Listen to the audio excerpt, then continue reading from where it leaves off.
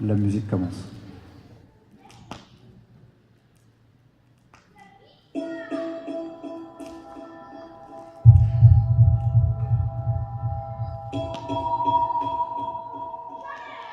Donc le Tao, comme je le disais, c'est un enchaînement de mouvements chorégraphiés qu'on travaille seul.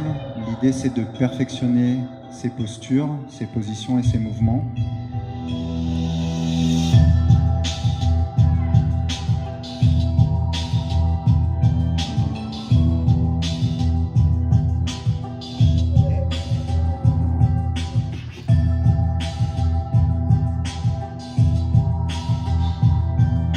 Donc là, le Tao que vous êtes en train de voir, c'est le premier Tao du Wing Chun, qui est donc voilà, avec un travail sur l'ancrage particulièrement, un travail sur le haut du corps et le mouvement de bras.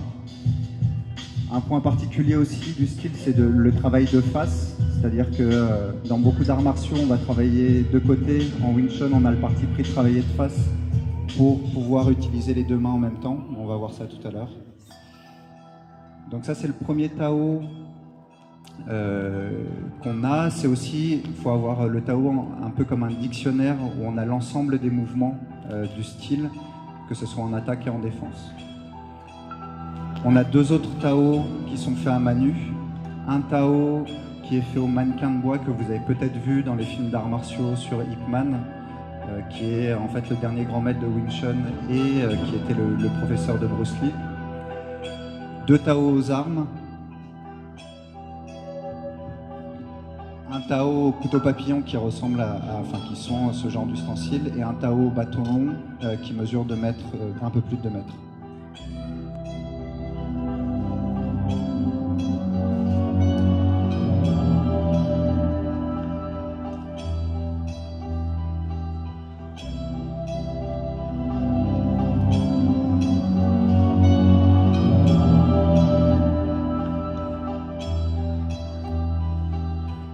Merci. On va continuer sur des enchaînements, donc sur coup de poing.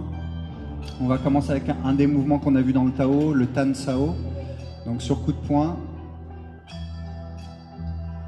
Tan Sao. Donc le principe dont je vous parlais tout à l'heure, on travaille de face en Wing Chun, ce qui permet à la fois de défendre avec le Tan Sao et d'attaquer avec le punch.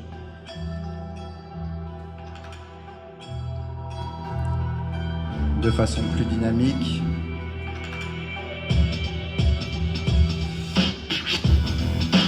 Autre mouvement, le Pak Sao. Donc Pak Sao qui est la claque, le Pak pour le bruit de la claque qui vient dévier le bras d'adversaire pour pouvoir frapper avec le poing.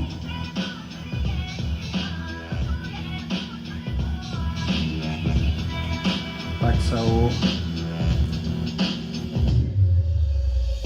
Autre mouvement, Lap Sao. Donc pareil, je viens défendre d'un côté et frapper de l'autre, de façon plus dynamique. Voilà. Comme je vous disais tout à l'heure, le Tao c'est un peu le dictionnaire avec l'ensemble des mouvements, mais on peut combiner les mouvements entre eux et faire un peu de grammaire. Par exemple en combinant le premier mouvement, Tan Sao, avec Pak Sao. Voilà. Tan Sao, Pak Sao.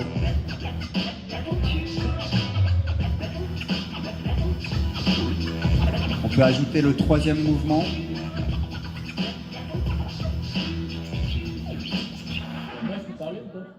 Non, mais je veux savoir, non, je peux parler. Par rapport au point. De manière plus dynamique, Tan Sao, Pak Sao, Lap Sao. Et on peut même rajouter les coups de pied, Tan Sao, Pak Sao, Lap Sao, coups de pied. En Wing Chun, on a l'habitude de travailler avec le haut du corps, mais on travaille aussi avec les kicks qu'on appelle, enfin les coups de pied qu'on appelle la troisième main du Wing Chun. C'est-à-dire que pendant que j'occupe l'adversaire en haut, je suis capable aussi de frapper en bas.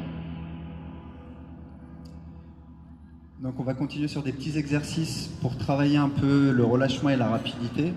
Comme je disais tout à l'heure, le Wing Chun est plutôt basé sur la rapidité. En gros, si je veux générer de l'énergie, j'ai deux options. Soit j'ai beaucoup de masse, soit je suis très rapide. Donc de la masse, c'est de la masse musculaire. En Wing Chun, on a le parti pris d'être plus rapide, donc de générer de l'énergie en étant rapide. Pour être rapide, on va travailler le relâchement. Donc ce genre d'exercice permet de travailler cette rapidité et ce relâchement. Un autre point qui est important dans ce type d'exercice aussi, c'est le travail de la ligne droite. C'est-à-dire qu'en Wing Chun, on dit partir après, arriver avant. Comment je fais pour partir après, arriver avant? Effectivement, en étant rapide, en étant relâché, mais aussi en travaillant ma ligne droite. C'est-à-dire que je vais prendre le chemin le plus court entre mon adversaire et moi.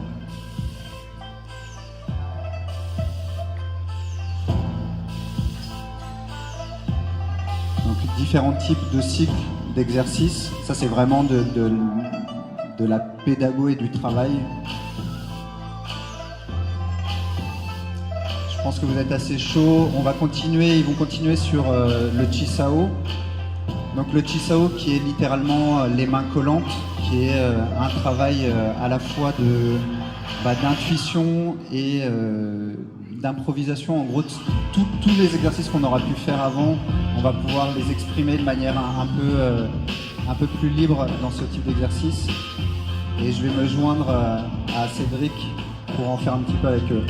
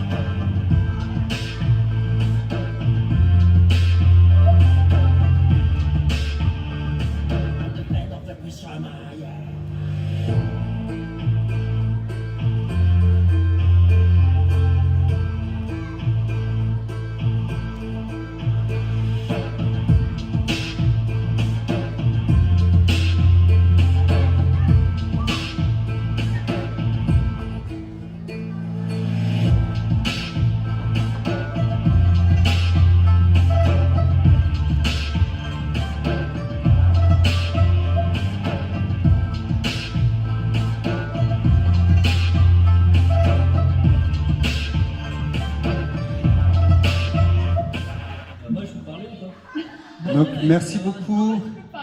Vous pouvez nous retrouver tous les mercredis soirs à 19h30. Ça commence le 20 septembre. Merci.